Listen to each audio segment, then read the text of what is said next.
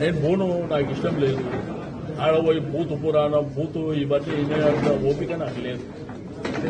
నేనేమంటే ప్రభుత్వం అన్నప్పుడు ఒక రాష్ట్ర ముఖ్యమంత్రి అయినా మంత్రులైనా ప్రభుత్వ కార్యక్రమాలు పోయినప్పుడు ఆ ప్రభుత్వ కార్యక్రమం గురించి మాట్లాడాలి. అది అఫీషియల్ మీటింగ్, అఫీషియల్ ప్రోగ్రాం. రాజకీయాలు అక్కడ మాట్లాడదు. ఈయన ఏడివైనా అదే భూతు పురాణం తప్ప వేరేదేం లేదు. అరే ఆడ మొన్న హాస్పిటల్ పోయి మాట్లాడవలసిన అవసరం ఉందా? నేనేమంటున్నా, ఒకవేళ కేసీఆర్ గారి ఆధ్వర్యంలో ఆ రోజే దానికి ఫౌండేషన్ వేసి ఆ బిల్డింగ్లు ఈ గవర్నమెంట్ రాకముందే ఆ స్థాయికి రాకపోతే నువ్వు దేనికంటే దానికి సిద్ధం. ప్రజలు సాక్ష్యం, మీడియా సాక్ష్యం, స్థానికంగా నివాసం ఉన్న వాళ్ళు సాక్ష్యం, ఆ ఏరియాలో తిరిగే వాళ్ళు సాక్ష్యం. అంతేగాని నేను కట్టించినట్టు ఓకే, నీకు ప్రభుత్వం ముందు ఇనాగ్రేషన్ చేసుకో, మనకేం అభ్యంతరం లేదు. ఎందుకంటే ఎవరు ప్రభుత్వం ఉంటే వాళ్ళు చేసుకోవాలి, అది ప్రోటోకాల్. అంతేగాని నేనే కట్టినా, సెక్రటరేట్ నువ్వే కట్టిను, కమాండ్ కంట్రోల్ నువ్వే కట్టిను, జిల్లాకు ఒక కలెక్టరేట్ నువ్వే కట్టిను, జిల్లాకు ఒక మెడికల్ కాలేజ్ నువ్వే కట్టిను, అన్ని నువ్వే చేసినావు. 10 ఏళ్ళనంటే ఇనాగ్రేషన్ మేమంటే ఎందుకు చేయలేదంటే రిబిన్ కటింగ్. 22 నాడు ముహూర్తం పెడితే బిల్డింగ్లు తయారైన తర్వాత కదా ఎవడో చేస్తాడు. ఇంత అమాయకంగా మాట్లాడితే ఏం మనం మాట్లాడగలుగుతాం? అంటే ఫౌండేషన్ రోజే రిబిన్ కట్ చేస్తాడు ఎవడ?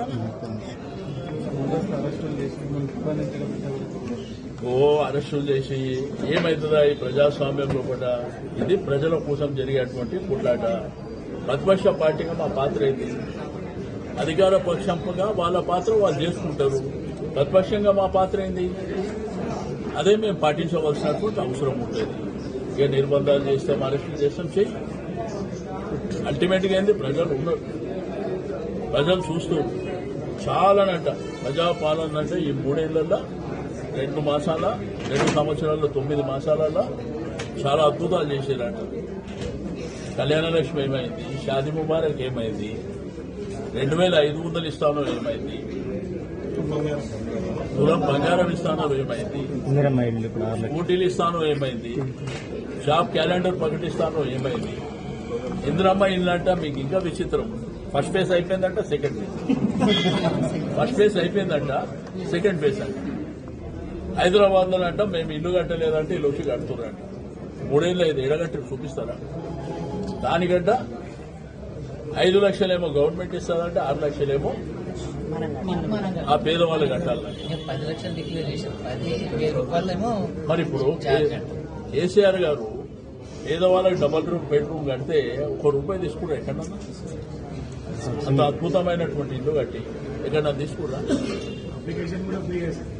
కాబట్టి అన్ని అబద్దాల కోరు మాటలు, బూతు మాటలు తప్ప మీరు చేసిందే.